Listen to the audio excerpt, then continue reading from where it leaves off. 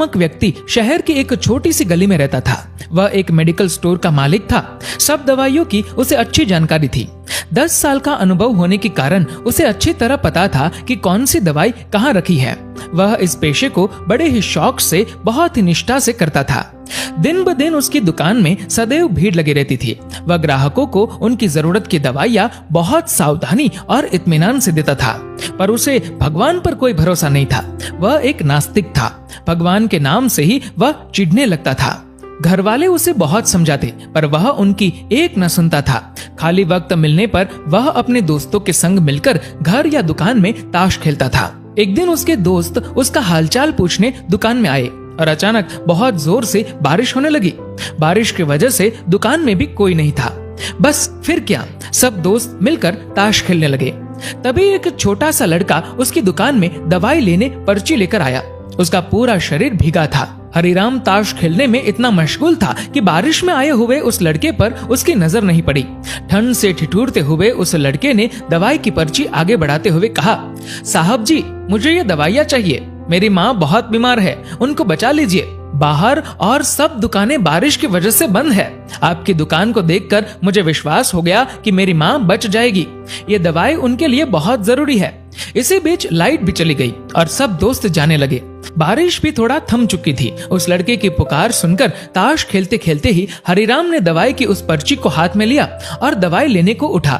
ताश के खेल को पूरा न कर पाने के कारण अनमने से, अपने अनुभव से, अंधेरे में ही दवाई की उस शीशी को झट से निकालकर उसने लड़के को दे दिया। उस लड़के ने दवाई का दाम पूछा और उचित दाम देकर बाकी के पैसे अपनी जेब में रख लिए और फिर खुशी खुशी दवाई की शीशी लेकर चला गया। हरिराम आज दुकान को जल्दी बंद करने की सोच रहा था।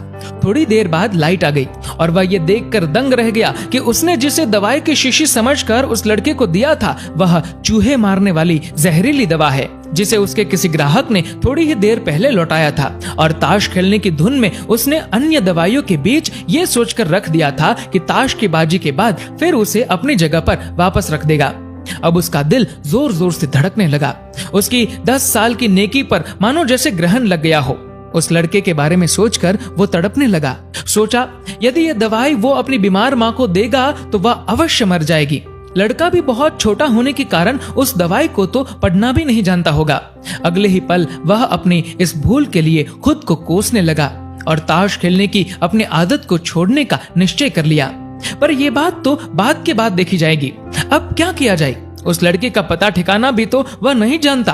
कैसे उस बीमार माँ को बचाया जाए? सच, कितना विश्वास था उस लड़के की आंखों में।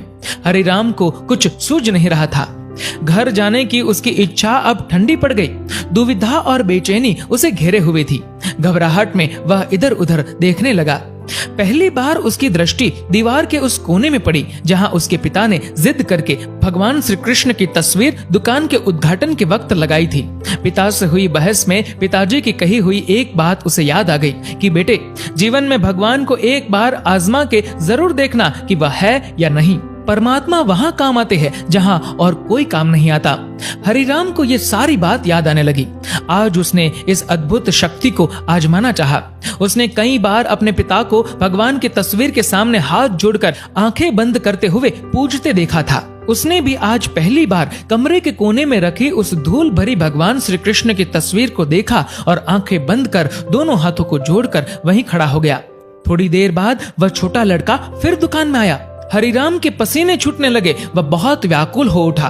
पसीना पोंछते हुए उसने कहा, क्या बात है बेटा, तुम्हें क्या चाहिए? लड़के की आंखों से पानी छलकने लगा। उसने रोते रोते कहा, बाबूजी, बाबूजी, माँ को बचाने के लिए मैं दवाई की शीशी लिए भागे जा रहा था।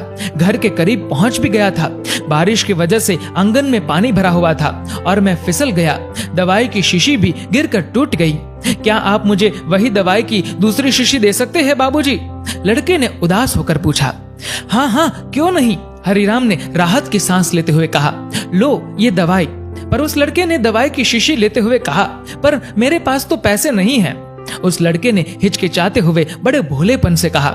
हरिराम को उस बेचारे पर दया आ गई और बोला, कोई बात नहीं, तुम ये दवाई ले जाओ और अपनी माँ को बचाओ। जाओ, जल्दी करो, और हाँ, अब की बार जरा संभल के जाना। लड़का अच्छा बाबूजी कहकर वहां से चला गया। अब हरिराम की जान में जान आई। भगवान को धन्यवाद देते हुए अपने हाथों से उस धूल भरी तस्वीर को लेकर अपनी धोती से पोंछने लगा और अपने सीने से लगा लिया। अपने भीतर हुए इस परिवर्तन को वह पहले अपने घर वालों को सुनाना चाहता था। जल्दी से दुकान बंद करके वह घर को रवाना हुआ।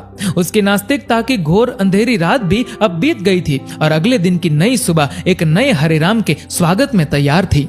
इंसान का नसीब उतनी बार बदलता है जितनी बार वह ईश्वर को याद करता है। एक बार सभी प्रेम से बोलिए जय जय श्री राधे। दोस्तों, इस वीडियो को लेकर आपकी क्या राय है नीचे कमेंट करके जरूर बताएगा। और अगर आपको ये वीडियो अच्छा लगा हो तो इस वीडियो को लाइक करेगा, ज्यादा से ज्यादा लोगों तक शेयर करेगा और ऐसी ही और भी इंस्पिरेशनल वीडियोस के लिए सब्सक्राइब करें हमारे यूट्यूब चैनल को और फेसबुक पर फॉलो करें हमारे पेज को। धन्यवाद।